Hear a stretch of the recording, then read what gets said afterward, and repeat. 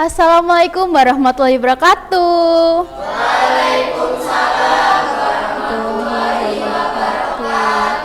Selamat pagi semua. Oh, kayaknya nih muka-muka pada udah semangat nih untuk memulai pembelajaran pada pagi hari ini. Apa kabar? Apa ada yang sakit atau ngerasa kurang enak badan? Alhamdulillah, kalau sehat semua. Baik, pertama-tama Ibu mau presensi terlebih dahulu ya. Nanti kalau Ibu panggil bisa angkat tangan. Yang pertama Rian Bagasatrio, Nadila Safritri, Budia Fisabilillah. Sakit, sudah kirim surat atau belum? Belum. Oh ya, mungkin nanti bisa dibantu ingatkan ya untuk mengirim surat. Mila Aprilia Suseno, Sukma Jihan Wahfiro, Haniatu Rosyidah, Dwi Tantri Nur Malasari. Tidak hadir, kenapa? Tidak ada keterangan. Oh iya, mungkin besok kalau sudah masuk bisa ditanyakan ya dan disuruh menemui Ibu. Ya, terima kasih.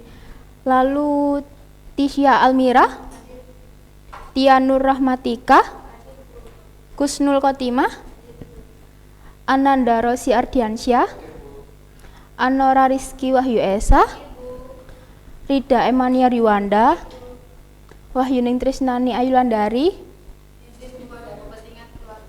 Oh ya, ada kepentingan keluarga ya. Lalu Emilda Ecanor Olivia. Nggak hadir, kenapa? Oh, nggak ada keterangan ya. Ya.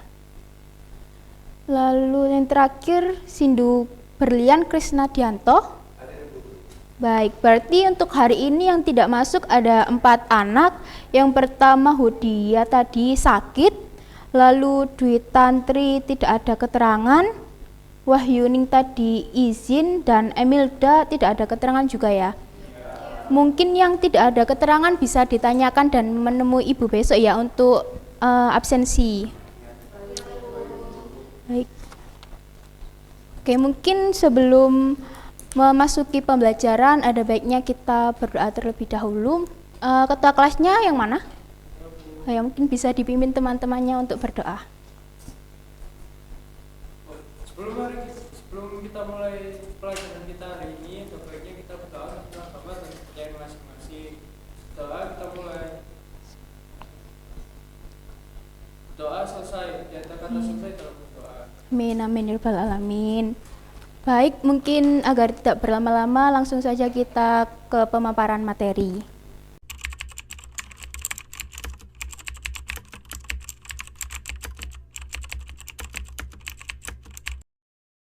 Oke, langsung saja ya anak-anak, kita memasuki pemaparan materi. Nah, sebelum memasuki sesi ini, mungkin anak-anak bisa disiapkan ya peralatan sama buku-bukunya, supaya nantinya kalian bisa mencatat poin-poin penting terkait materi yang Ibu jelaskan nanti. Sudah disiapkan semuanya?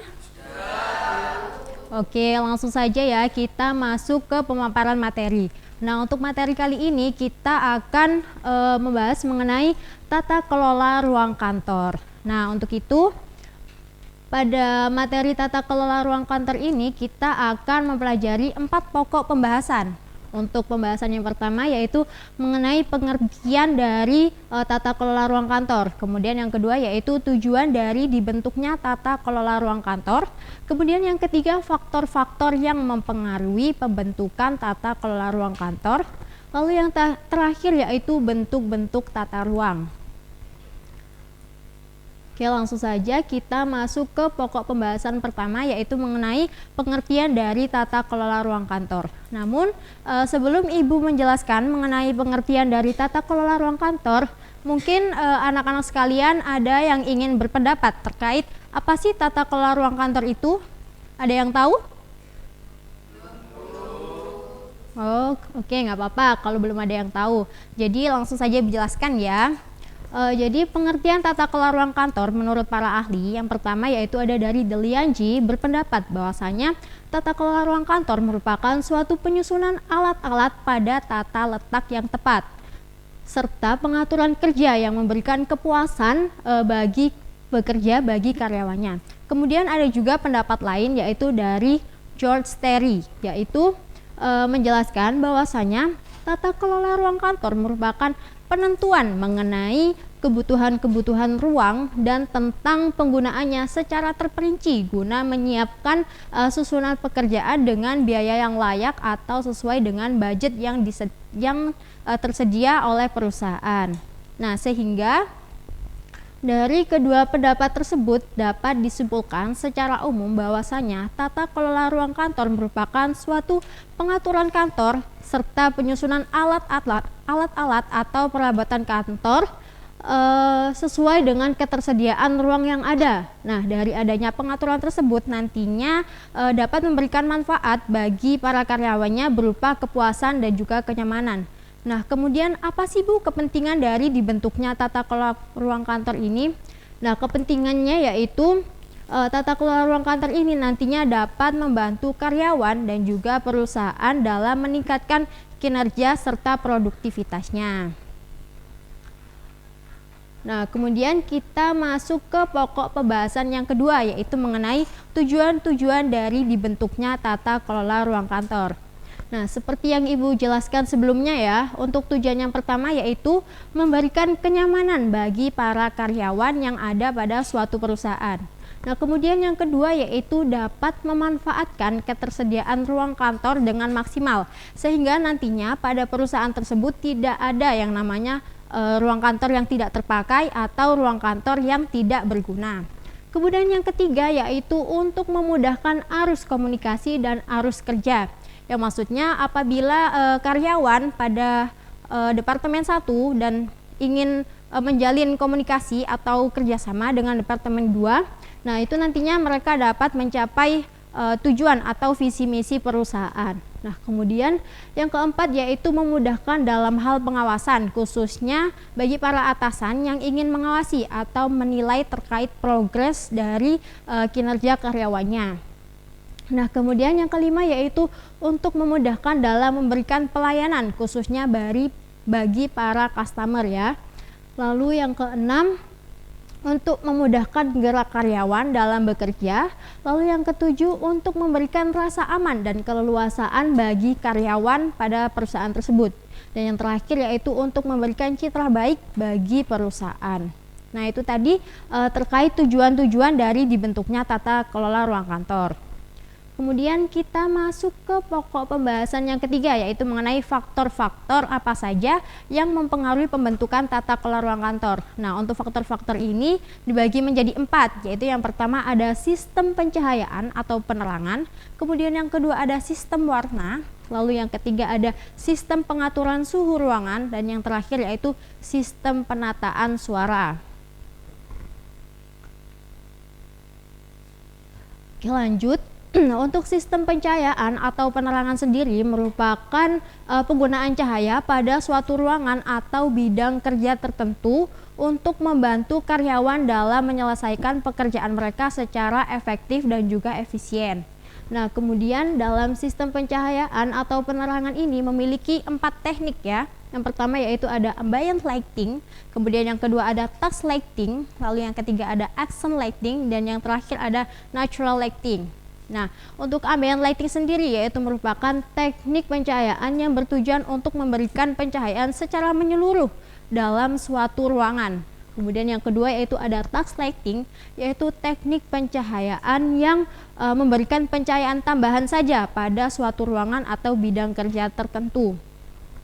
Lalu yang ketiga ada action lighting, yaitu teknik pencahayaan yang digunakan untuk menyoroti suatu objek saja, suatu objek tertentu atau area tertentu dalam suatu ruangan pada perusahaan. Kemudian yang terakhir yaitu natural lighting, teknik pencahayaan yang sumber cahayanya itu berasal dari alam. Contohnya yaitu apa? Matahari ya. Nah, kemudian apa sih Bu kegunaan dari penerangan kantor yang optimal? Yang pertama yaitu nantinya akan meningkatkan produktivitas kerja karyawan dalam mengerjakan pekerjaannya. Oke, kemudian yang kedua nantinya dapat meningkatkan mutu kerja. Lalu yang ketiga untuk mengurangi terjadinya kesalahan. akibat itu tadi kurangnya penerangan. Kemudian yang keempat untuk meminimalisir kerusakan pada mata. Dan yang terakhir yaitu untuk meningkatkan semangat kerja karyawan. Bayangkan saja ya, semisal kalian bekerja di ruangan yang gelap. Nah, otomatis kalian kan males kan ya kalau mau bekerja, soalnya kayak kurang terang nih pencahayaannya, jadi males ngerjain sesuatu. Nah, seperti itu. Nah, kemudian yang kedua yaitu sistem warna. Nah, sistem warna dalam tata kelola ruang kantor ini merupakan penggunaan warna secara terencana dan strategis untuk menciptakan lingkungan kerja yang kondusif dan produktif. Nah, dalam sistem warna ini perlu diperhatikan hal-hal berikut ya. Yang pertama yaitu kalian perlu memperhatikan lokasi bangunan. Nah, dalam penentuan sistem warna ini kalian harus memperhatikan lokasi bangunan tersebut di mana, sehingga nantinya kalian dapat memilih warna yang sesuai atau yang cocok dengan lokasi bangunan tersebut. Nah, kemudian yang kedua yaitu lokasi ruangan. Kalian juga perlu memperhatikan lokasi ruangan. Apakah ruangan tersebut sempit? Seperti itu. Nah, itu juga berkaitan dengan ukuran ruang ya. Kemudian yang keempat, tipe ruang juga perlu diperhatikan. Kemudian yang kelima, bentuk ruang tersebut seperti apa, itu harus disesuaikan dengan sistem warna yang ada. Kemudian tinggi ruang juga perlu diperhatikan. Bisa dipahami? Nah, kemudian keuntungan dari penggunaan warna kantor yang sesuai itu apa saja sih, Bu? Nah, yang pertama yaitu nantinya kantor akan terlihat lebih menarik dan juga menyenangkan, sehingga nantinya juga dapat meningkatkan produktivitas atau semangat kerja karyawan dalam menyelesaikan pekerjaannya. Nah, itu tadi berkaitan dengan yang nomor 2 ya. Kemudian yang ketiga yaitu untuk memperkuat citra atau identitas perusahaan. Nah, bayangkan saja ya, semisal perusahaan yang kalian masuki itu perusahaannya sistem warnanya itu warnanya gelap. Nah, kalian membayangkan kan kalau misal kalian masuk ke perusahaan tersebut, kayak feel-nya kalian pasti merasakan seperti aneh, kok perusahaannya warnanya seperti ini. Nah, itu nantinya akan berpengaruh terkait citra atau identitas perusahaan tersebut. Nah, kemudian yang keempat yaitu untuk meningkatkan kolaborasi dan juga komunikasi antar karyawan. Lalu yang kelima yaitu untuk membantu menciptakan lingkungan kerja yang aman dan nyaman tentunya. Nah, kemudian kita masuk ke faktor yang ketiga yaitu sistem pengaturan suhu. Nah, secara umum sistem pengaturan suhu ini didefinisikan sebagai serangkaian perangkat dan mekanisme yang dirancang untuk mengendalikan dan memelihara suhu ruangan dalam kisaran yang optimal. Nah, kemudian keuntungan pengaturan suhu udara yang baik, yang pertama yaitu nantinya karyawan akan lebih nyaman saat bekerja. Bayangkan saja, semisal suhu udara di kantor kalian itu relatif tinggi, otomatis kan nantinya panas ya. Nah, kalian pasti terganggu dalam mengerjakan pekerjaan kalian. Begitu juga apabila suhu ruangan di kantor kalian itu rendah, otomatis nanti kalian pasti kedinginan kan dan gak fokus untuk mengerjakan pekerjaan kalian. Nah, kemudian yang kedua yaitu nantinya semangat kerja karyawan akan lebih meningkat. Dan yang ketiga, kesehatan karyawan tentunya akan lebih terpelihara. Dan yang keempat, produktivitas karyawan dan perusahaan juga nantinya akan lebih meningkat. Dan yang kelima, kualitas kerja menjadi lebih baik. Nah, kemudian yang terakhir yaitu pada faktor-faktor yang mempengaruhi tata kelola ruang kantor yaitu sistem penataan suara. Nah, sistem penataan suara ini merupakan elemen yang cukup penting dalam tata kelola ruang kantor. Nah, fungsinya ini tidak hanya untuk menyiarkan pengumuman atau memutar musik saja, tetapi juga berkontribusi pada kenyamanan, produktivitas, dan citra profesional dalam suatu perusahaan. Nah, kemudian apa saja sih akibat yang dapat terjadi apabila penataan suara itu tidak sesuai? Nah, dampaknya yang pertama yaitu nantinya akan mengganggu konsentrasi dan juga fokus karyawan sehingga nantinya dapat menurunkan produktivitas kinerja mereka. Nah, kemudian yang kedua yaitu membuat komunikasi antar karyawan itu semakin sulit sehingga nantinya dapat menyebabkan kesalahpahaman dan lebih parahnya nanti akan menyebabkan frustasi. Dan yang ketiga, karyawan nantinya akan sangat mudah lelah dan yang terakhir nantinya banyak kesalahan yang terjadi. Nah, selanjutnya yaitu kita memasuki pokok pembahasan yang terakhir, yaitu mengenai bentuk-bentuk tata ruang kantor. Nah, untuk bentuk-bentuknya dibagi menjadi 4 ya. Yang pertama ada tata ruang tertutup, kemudian tata ruang semi tertutup, tata ruang terbuka, dan juga tata ruang berpanorama. Nah, kemudian yang pertama yaitu tata ruang tertutup, merupakan tata ruang kantor yang ruangannya dipisahkan oleh sekat-sekat atau penyekat dari tembok ataupun kayu. Oke, kemudian yang kedua yaitu tata ruang semi tertutup, merupakan bentuk tata ruang kantor yang dipisahkan atau disekat oleh partisi yang tingginya hanya sebesar 1,5 meter saja ya, jadi tidak terlalu tinggi. Mungkin kalian pernah menemukan suatu ruangan atau kantor yang dibatasinya itu hanya sepanjang 1,5 meter saja, seperti ini ya, Ibu gambarkan. Nah, itu masuk ke dalam tata ruang kantor semi tertutup ya. Kemudian yang ketiga yaitu tata ruang kantor terbuka, yaitu merupakan suatu ruangan yang digunakan oleh karyawan secara bersama-sama. Jadi di ruangan tersebut tidak ada penyekat atau pemisah ya. Jadi mereka menjadi satu, bekerja dalam satu ruangan yang sama. Kemudian yang terakhir yaitu tata ruang kantor berpanorama. Nah, tata ruang kantor ini di dalamnya itu biasanya dihiasi oleh taman atau dekorasi dari alam seperti pohon, tumbuh-tumbuhan, bunga, nah semacam itu. Oke. Nah, di sini ada contoh terkait bentuk-bentuk dari ruang kantor ya.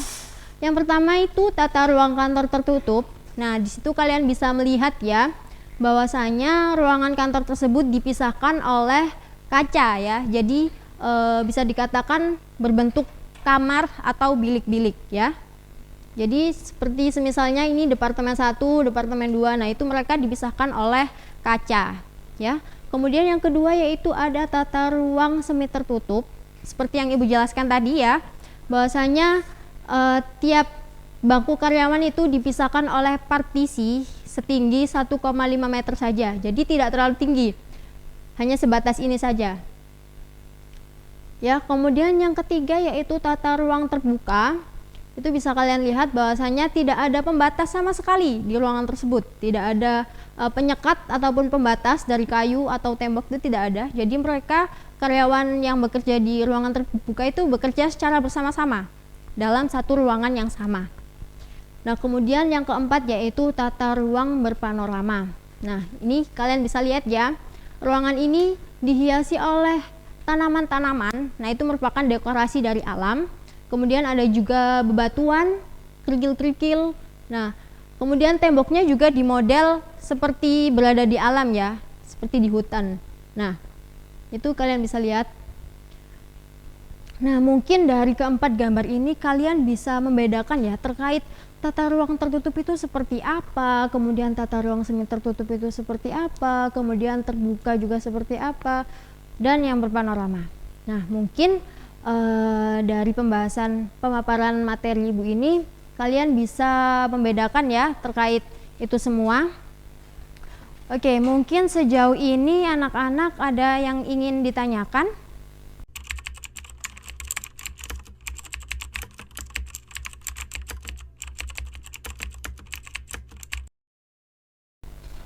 Oke anak-anak, langsung saja kita memasuki sesi tanya jawab. Mungkin dari anak-anak masih ada yang belum paham ya terkait materi yang telah Ibu sampaikan tadi, bisa langsung ditanyakan saja ya. Nah, untuk anak-anak di sini yang aktif dalam kelas Ibu akan memasukkan nilai partisipasinya loh. Langsung yang bertanya dipersilakan untuk angkat tangan. Untuk Nak Nadila dipersilakan. Terima kasih atas kesempatannya. Izin bertanya Ibu, kemungkinan Bu, apa Ibu yang dapat terjadi apabila suatu perusahaan tidak menerapkan pengelolaan tata kelola ruang kantor yang sesuai? Baik, Ibu akan menjawab pertanyaan dari Nak Nadila. Kemungkinan buruk yang dapat terjadi apabila suatu perusahaan tersebut tidak menerapkan pengelolaan tata kelola ruang kantor yang sesuai, yaitu menurunkan produktivitas karena lingkungan kerja yang tidak teratur dapat mengganggu konsentrasi para karyawan di perusahaan tersebut, sehingga akan berpotensi langsung terhadap kinerja keseluruhan oleh perusahaan tersebut. Oleh karena itu, dengan pengelolaan tata kelola ruang kantor yang sesuai sangat diperlukan, karena akan berdampak langsung pada efisiensi operasional perusahaan dan kesejahteraan oleh karyawan tersebut. Dari penjelasan Ibu, apakah sudah bisa difahami, Nak Nadila? Baik. Apakah di sini ada lagi yang ingin ditanyakan anak-anak? Untuk Nak Rian dipersilakan. Saya mau bertanya, Bu, mengapa sih setiap perusahaan itu harus memiliki tata kelola ruang yang baik gitu, Bu? Nah, seperti yang telah Ibu jelaskan sebelumnya ya, perusahaan perlu memiliki tata kelola ruang yang baik, yaitu dapat meminimalisir resiko dan meningkatkan transparansi. Nah, yang nantinya akan berpengaruh langsung pada produktivitas operasional perusahaan tersebut. Namun sebaliknya, apabila perusahaan tersebut tidak menerapkan tata kelola ruang kantor yang baik, maka dapat dipastikan perusahaan tersebut tidak akan berjalan secara efektif maupun efisien. Dari penjelasan Ibu, apakah sudah bisa difahami, Nak Rian? Baik, Bu, terima kasih. Baik, sama-sama. Apakah ada lagi yang ingin ditanyakan di sini? Untuk Nak Sindu dipersilakan. Terima kasih, Bu. Terkait pengelolaan tata ruang kantor, bagaimana cara melibatkan karyawan dalam proses pengambilan keputusan terkait tata kelola ruang kantor? Baik, Ibu akan menjawab. Cara melibatkan karyawan terkait proses pengambilan keputusan terkait dengan tata ruang kantor tersebut. Yang pertama, dengan melakukan survei. Nah, melakukan survei ini bertujuan untuk mengetahui kebutuhan dan preferensi terkait ruang kantor tersebut. Yang kedua yaitu mengadakan diskusi kelompok untuk membahas ide-ide tentang bagaimana cara meningkatkan ruang kantor yang baik. Dan yang terakhir yaitu memberikan kesempatan kepada karyawan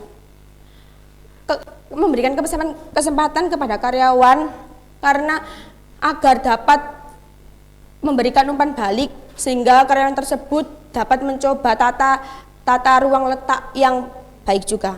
Apakah dari pemahaman Ibu bisa diterima? Ya, sama-sama. Apakah di sini ada lagi yang ingin ditanyakan anak-anak?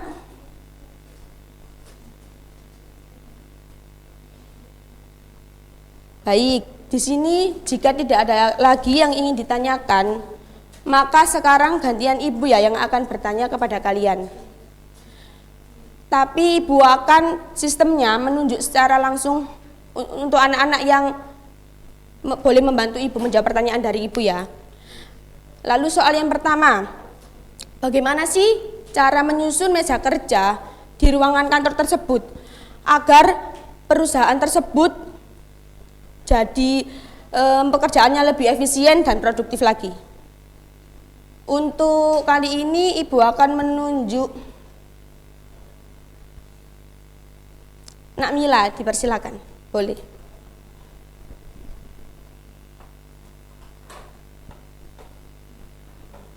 Ibu, saya juga pertanyaan kita cara menurut saya cara menyusun meja kerja agar pekerjaan lebih efisien dan produktif dapat dilakukan dengan beberapa langkah, antara lain memastikan meja kerja bebas dari kekacauan dan meletakkan barang-barang yang sering digunakan dekat dengan jendela kanan. Kedua, menggunakan wadah atau organizer untuk menyimpan alat tulis dan dokumen penting sehingga mudah diakses tanpa mengganggu pekerjaan. Ketiga, mengatur peralatan kerja seperti komputer, telepon, dan printer di posisi yang ergonomis untuk mengurangi kelelahan fisik. Posisi layar komputer sebaiknya dijaga dengan mata untuk mencegah sakit layar dan buku. Yang terakhir, memberikan ruang untuk catatan dan kalender agar tetap terorganisir dengan baik. Boleh dibantu untuk apresiasi untuk Nak Mila. Jadi anak-anak, jawaban Nak Mila itu sudah benar sekali ya. Sehingga dapat disimpulkan bahwa dengan menyusun meja kerja yang baik dapat memudahkan pekerjaan lebih efisien dan produktif dengan meletakkan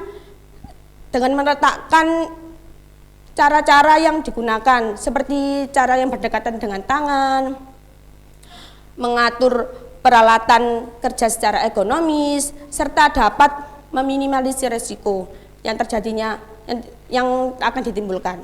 Apakah bisa difahami, anak-anak?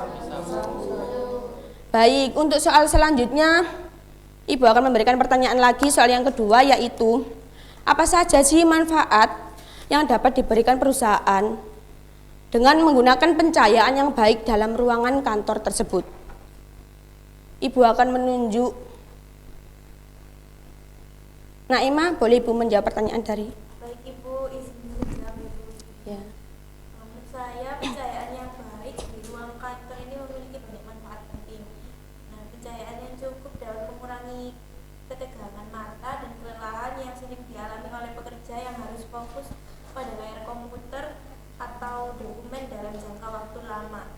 Pencahayaan yang baik dapat meningkatkan produktivitas dan konsentrasi karena lingkungan kerja yang terang dan nyaman membuat pekerja lebih fokus dan cepat dalam menyelesaikan tugas.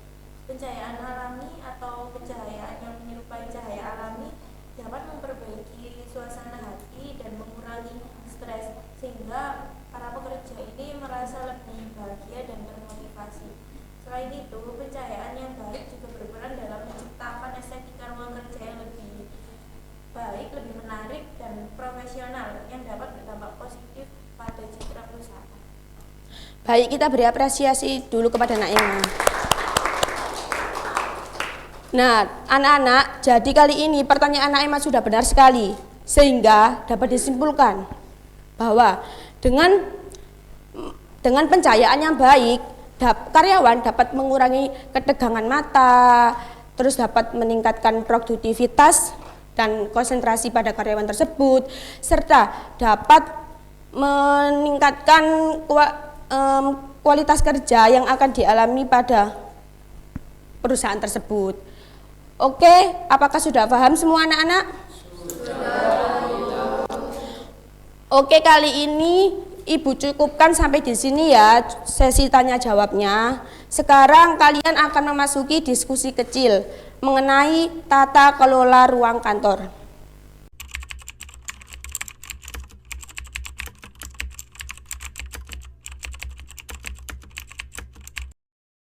Nah, jadi anak-anak sekarang waktunya kita memasuki sesi diskusi ya. Silakan. Jadi sesi diskusi ini fungsinya buat kalian itu lebih memahami dan lebih menguasai apa itu bentuk-bentuk tata ruang kantor, bentuk-bentuk ruang kantor ya. Nah, jadi tugas kalian kali ini itu membentuk kelompok 3-4 anak saja. Tugasnya itu menganalisis terkait kelebihan dan kekurangan bentuk-bentuk tata ruang di tempat kerja. Nah, nanti silakan kalian diskusi ya. Nanti hasil diskusinya silakan dipresentasikan di depan. Nanti diskusi saya beri waktu 30 menit. Untuk presentasinya 5-10 menit ya. Silakan didiskusikan dengan kelompoknya.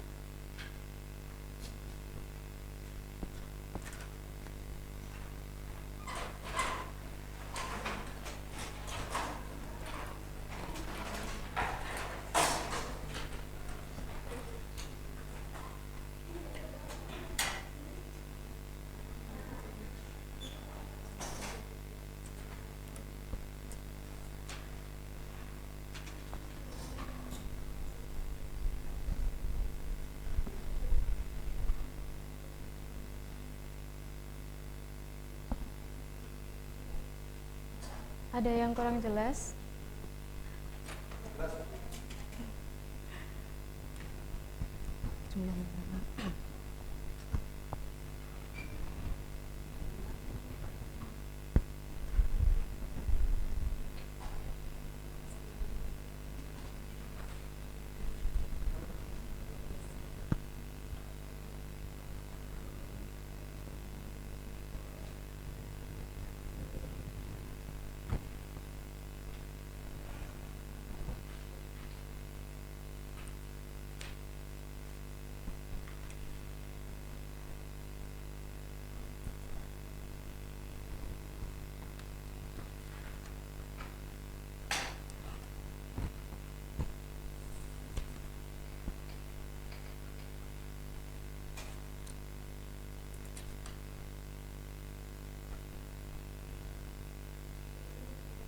Ya.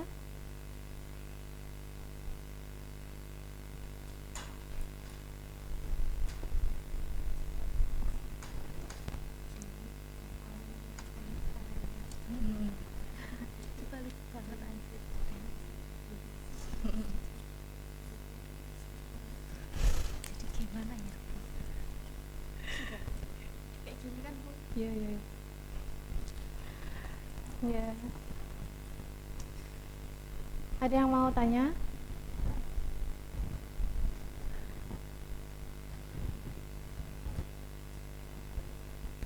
Sudah selesai semua berarti ini?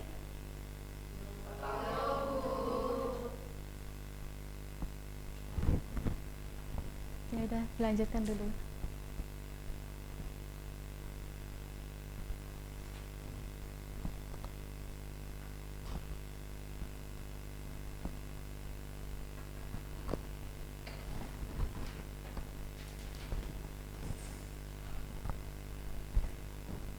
Oke, ini saya rasa waktunya sudah cukup ya anak-anak. Silakan untuk kelompok 1 perwakilan untuk presentasi.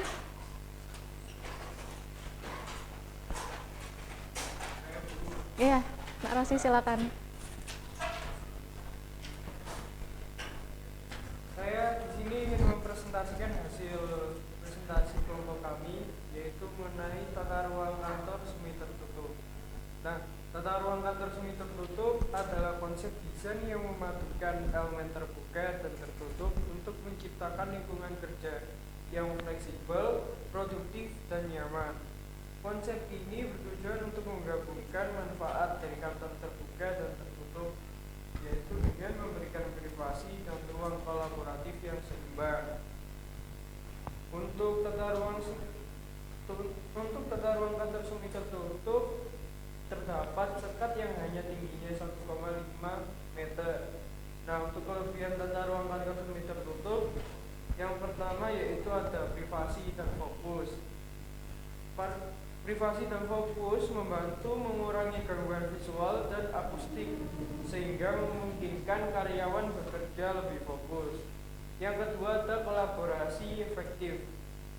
Kolaborasi efektif menyediakan ruang yang mendorong kolaborasi sambil tetap memungkinkan privasi individu. Yang ketiga yaitu fleksibilitas. Desain ini memungkinkan penyesuaian mudah sesuai dengan kebutuhan proyek atau tim yang berubah-ubah. Yang keempat yaitu komunikasi terbuka.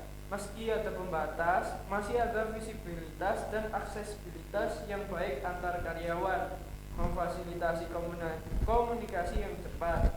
Untuk kekurangannya, komunikasi terbatas. Komunikasi antar karyawan atau departemen bisa menjadi kurang efisien karena dipisahkan oleh dinding atau partisi. Hal ini bisa menghambat aliran informasi dan kolaborasi. Yang kedua, biaya pembangunan dan pemeliharaan. Pembangunan dan pemeliharaan ruangan tertutup biasanya lebih mahal dibandingkan dengan ruangan yang terbuka. Hal ini termasuk biaya untuk material bangunan, perabotan, dan perawatan. Yang ketiga, penggunaan ruang yang kurang efisien. Ruangan semi tertutup cenderung memakan lebih banyak tempat karena adanya dinding dan sekat, sehingga mengurangi fleksibilitas penggunaan ruang secara keseluruhan. Yang keempat, sirkulasi udara yang terbatas. Ventilasi udara bisa menjadi kurang optimal dalam ruang yang tertutup karena dapat mempengaruhi kualitas udara dan kesehatan karyawan. Selanjutnya, tata ruang kantor tertutup. Mengacu atau desain kantor di mana sebagian besar ruang kerja dikelilingi oleh dinding atau partisi penuh, sehingga menciptakan ruangan-ruangan terpisah yang memberikan privasi maksimal kepada karyawan. Konsep ini sering digunakan untuk kantor eksekutif, ruang rapat, dan area yang membutuhkan konsentrasi tinggi. Untuk kelebihan tata ruang kantor tertutup sendiri, yaitu yang pertama, privasi maksimal. Karyawan dapat bekerja tanpa gangguan visual atau akustik yang ideal agar tugas-tugas yang memerlukan konsentrasi tinggi dapat terkerjakan dengan cepat. Yang kedua, keamanan informasi. Ruangan tertutup membantu melindungi informasi sensitif dan rahasia, penting untuk pekerjaan yang memerlukan kerahasiaan tinggi. Yang ketiga, kontrol lingkungan. Karyawan dapat menyesuaikan pencahayaan, suhu, dan pengaturan lainnya sehingga dengan preferensi mereka meningkatkan kenyamanan. Yang keempat, pengurangan gangguan. Lingkungan tertutup mengurangi gangguan dari percakapan telepon dan aktivitas lain di kantor, sehingga memungkinkan karyawan bekerja secara efisien. Sayangnya, tata ruang kantor tertutup juga memiliki kekurangan. Yang pertama yaitu kurangnya privasi. Meskipun ada partisi, privasi masih terbatas karena suara dan sebagian besar aktivitas masih bisa terlihat atau terdengar oleh orang lain. Hal ini bisa mengganggu konsentrasi dan kenyamanan karyawan. Yang kedua, kebisingan. Karena ruang yang tertutup tidak dapat sepenuhnya menahan kebisingan, sehingga suara dari karyawan lain masih bisa mengganggu fokus kerja. Yang ketiga yaitu pengawasan yang sulit. Pengawasan karyawan masih tidak seefisien ruang terbuka karena pandangan yang terhalang oleh partisi. Yang keempat, kurangnya pencahayaan alami. Ruangan tertutup dapat mengurangi jumlah cahaya alami yang masuk ke dalam ruangan kerja, dapat mempengaruhi suasana kerja dan meningkatkan penggunaan lampu buatan. Yang terakhir, biaya instalasi partisi. Biaya untuk memasang ruang tertutup bisa cukup signifikan dan memerlukan perencanaan tambahan dibandingkan dengan ruang terbuka sebelumnya. Mungkin itu saja yang bisa saya sampaikan. Terima kasih. Ya, baik. Kasih apresiasi buat Nak Rosi. Silakan buat perwakilan kelompok 2.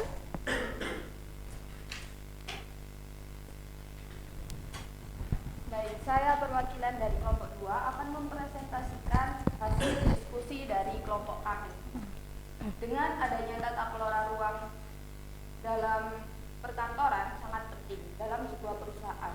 Perusahaan harus mengelola tata ruang kantor yang sesuai kebutuhan dan keefektifan kantor. Dengan ruang kantor dikelola dan ditata dengan baik, maka kegiatan operasional kantor berjalan dengan efektif. Dari hasil diskusi kelompok kami, berikut merupakan 2 jenis tata ruang kantor beserta kekurangan dan kelebihannya. Yang pertama, ruang kantor berpanorama, di mana ruang kantor berpanorama merupakan ruang kerja yang dihiasi dengan elemen alam seperti tanaman, taman, dekorasi hijau, dan lain sebagainya. Tujuan dari desain tata ruang kantor berpanorama adalah untuk menciptakan lingkungan kerja yang mirip dengan pemandangan alam terbuka, memberikan kenyamanan dan suasana menyenangkan yang juga ekonomis dalam pemanfaatan ruangan. Dalam ruangan kantor berpanorama ini memiliki kelebihan dan juga kekurangan. Adapun kelebihan dari ruang kantor berpanorama, yang pertama, pemandangan yang menyegarkan. Dengan tata kelola ruang kantor ini, kantor terlihat lebih segar dengan pemandangan hijau yang dapat meningkatkan mood dan produktivitas karyawan. Kemudian, suplai oksigen yang baik. Jadi, dengan tata ruang kelola berpanorama ini, kepengapan di dalam kantor dapat diminimalisir karena suplai oksigen yang baik dari tanaman di sekitarnya. Yang ketiga, akses keluar yang cepat, di mana jika terjadi keadaan darurat seperti kebakaran, akses keluar bisa lebih cepat karena desain yang terbuka. Yang keempat, pencahayaan alami, di mana dengan tata kelola ruang kantor berpanorama dapat meminimalisir kebutuhan lampu dengan pencahayaan tinggi karena sudah ada cahaya alami dari luar ruangan. Kekurangan dari ruang kantor berpanorama, yang pertama, dapat pengaruh dari cuaca, di mana kinerja dapat dipengaruhi oleh keadaan cuaca, misalnya saat hujan deras disertai dengan petir yang dapat mengganggu konsentrasi dari karyawan. Yang kedua, biaya perawatan tinggi, di mana dengan tata kelola kantor berpanorama ini memerlukan biaya perawatan tambahan, tidak hanya di dalam ruangan tetapi juga di dalam ruangan kantor. Dan kekurangan yang terakhir yaitu gangguan dari luar ruangan, di mana dengan ruang kantor berpanorama ini konsentrasi karyawan bisa terganggu oleh kegiatan atau pemandangan di luar ruangan. Untuk jenis tata ruang kantor yang kedua yaitu tata ruang kantor terbuka, di mana dalam tata ruang terbuka ada ruangan di mana semua kegiatan karyawan dilakukan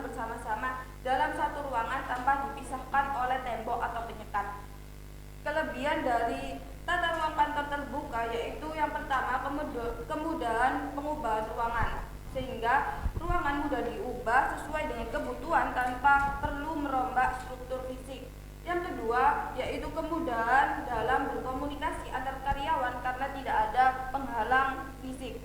Yang ketiga, memudahkan pengawasan. Jadi pengawasan lebih mudah karena semua karyawan berada dalam satu ruangan terbuka. Yang ketiga, efisiensi penggunaan ruangan, sehingga menghemat penggunaan ruangan karena tidak ada sekat yang memakan tempat.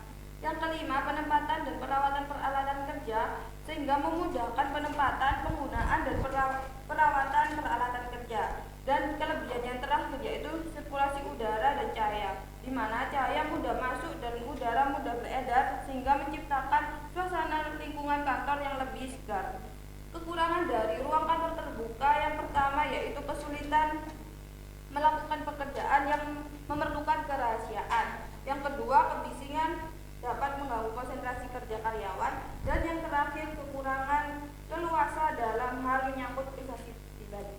Cukup sekian presentasi dari kelompok 2. Terima kasih. Ya. Beri apresiasi buat kelompok 2. Nah, terima kasih buat Nak Rosi dan Nak Hani sudah mau berpresentasi buat perwakilan kelompoknya. Sebelum saya lanjut buat ke selanjutnya buat materi bahasan, saya mau memastikan lagi nih anak-anak seberapa paham sih sama materi hari ini. Saya mau kasih soal satu aja, nanti anak-anak yang tahu bisa jawab ya. Jadi di antara kalian semua ini pasti nggak asing sama yang namanya Shopee ya.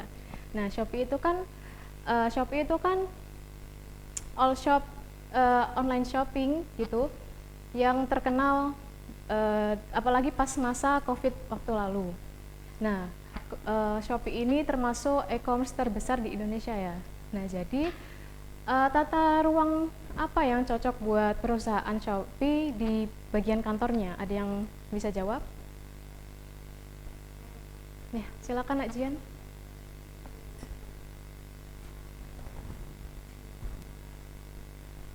Baik, di sini saya akan menjawab pertanyaan yang telah Ibu berikan tadi mengenai tata ruang apa yang cocok digunakan di perusahaan Shopee bagian kantor. Menurut saya, tata ruang yang cocok untuk diterapkan di perusahaan Shopee yaitu tata ruang yang fleksibel, kolaboratif, dan juga ramah lingkungan. Konsep open office atau ruang terbuka itu dapat diterapkan di perusahaan Shopee bagian kantor, yang sebelumnya juga telah digunakan di Shopee Singapura dan telah menunjukkan peningkatan produktivitas serta komunikasi antar departemen. Tata ruang yang efektif di Shopee tentunya dapat meningkatkan kinerja karyawan serta memudahkan karyawan dalam mendapatkan pelanggan dan juga meningkatkan penghasilan. Lalu tata ruang kantor yang fleksibel juga dapat membantu dalam menciptakan lingkungan kerja yang nyaman dan rileks sesuai dengan budaya kerja yang diterapkan yaitu non formal dan minimnya birokrasi yang diterapkan di Shopee. Mungkin itu saja jawaban dari saya. Terima kasih. Ya, terima kasih Nak Jihan. Beri apresiasi buat Nak Jihan.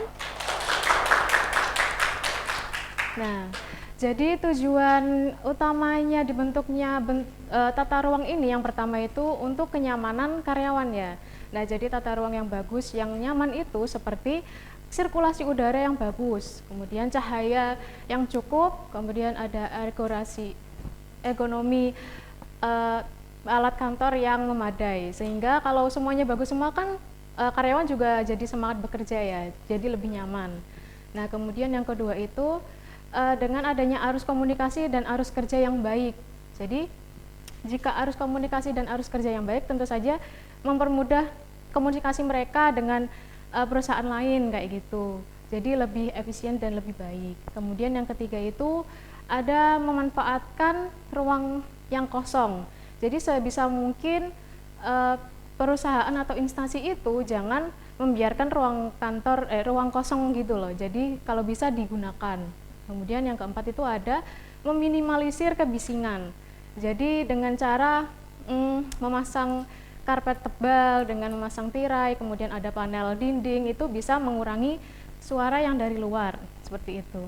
Nah, jadi kesimpulannya itu dengan adanya kelebihan dan kekurangan ini kalian perlu dipertimbangkan ya sesuai dengan kebutuhan dan jenis kerja yang dilakukan di perusahaan tersebut. Nah, dengan adanya hal tersebut itu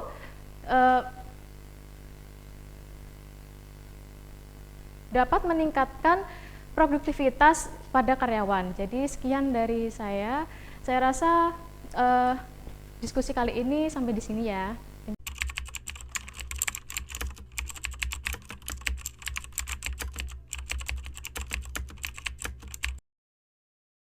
Baik, alhamdulillah nih kita sudah mengikuti sesi dari pemaparan materi, tanya jawab dan juga diskusi kecil. Nah, di sini Ibu juga mau memberikan kesimpulan dari keseluruhan materi ini bahwa tata kelola ruang kantor merupakan langkah penting dalam meningkatkan efisiensi dan efektivitas pengelolaan infrastruktur yang berfungsi untuk memastikan organisasi dapat tetap bersaing dan relevan di era teknologi yang terus berkembang. Nah, karena Ibu rasa anak-anak juga cukup paham dengan materi pada hari ini, Ibu ada tugas.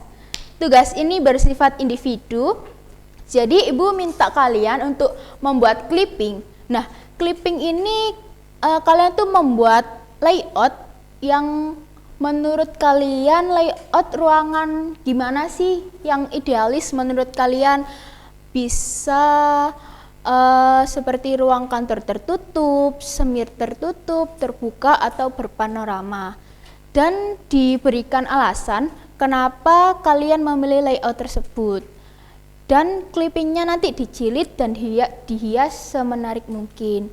Untuk deadline pengumpulannya dikumpulkan minggu depan di pertemuan selanjutnya. Baik, mungkin itu saja pertemuan pada hari ini. Ibu cukupkan, maaf apabila terdapat salah-salah kata. Wassalamualaikum warahmatullahi wabarakatuh. Waalaikumsalam warahmatullahi wabarakatuh. Sama-sama.